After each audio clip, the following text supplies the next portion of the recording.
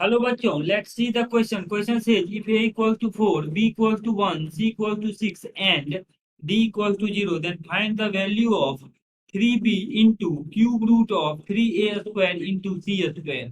So key concept for this question is, our key concept is a to the power b whole to the power c is equals to a to the power b into c. Now अगर हम given question के according देखें तो हमें find out करना है 3b into cube root of 3a into C square.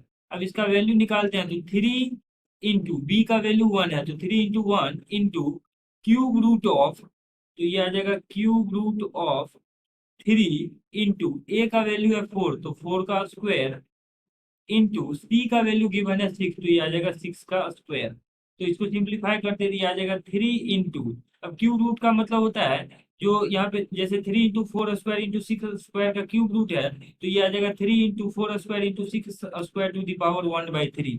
So this will become 3 into 4 square into 6 square to the power 1/3।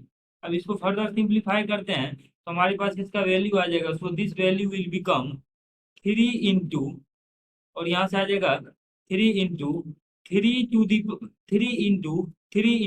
और 4 का स्क्वायर है तो 4 के स्क्वायर को हम लिख लेते हैं 2 का स्क्वायर, 4 को लिख लेते हैं 2 का स्क्वायर, या इस तरीके से इसको सिंप्लीफाई कर लेते हैं।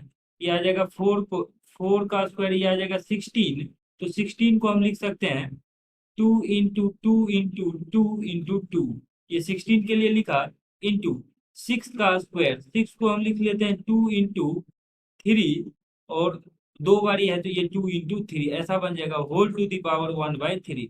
इसको सिंप्लीफाई कर लेते हैं, आ जाएगा 3 इंटू, अब देखिए 3 टू दी पावर टोटल 3 है तो 3 टू दी पावर 3 है तो 3 टू दी पावर 3 इंटू, और यहाँ से आ जाएगा 2 टू दी पावर 1 2 3 4 5 एंड 6, तो 2 to the power 6 whole to the power 1/3। इसको फर्दर सिंप्लीफाई करते हैं तो यहाँ से इसका वैल्यू आ जाएगा।